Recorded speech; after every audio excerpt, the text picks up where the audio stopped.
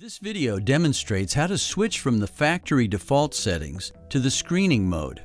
First, tap the screen to bring up the menu and select Measurement Parameters. Set your emissivity to 0.98. Next, set the distance from your camera to your target.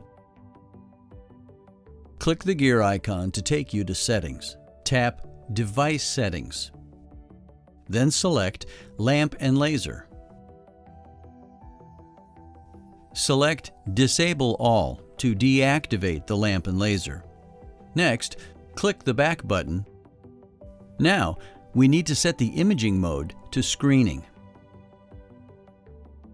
Select Screening.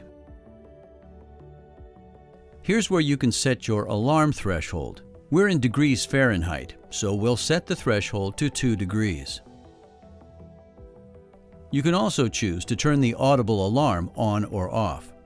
Click the back button to exit settings.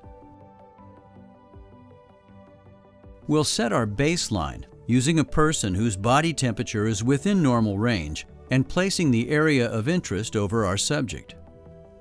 Press the P button to set the baseline. The camera has now been set to alert us when it detects a temperature over 2 degrees higher than the baseline. A long press of the P button resets the baseline temperature.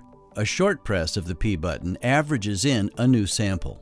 It's recommended to average at least 3 samples from healthy individuals. The camera can store up to the last 10 samples.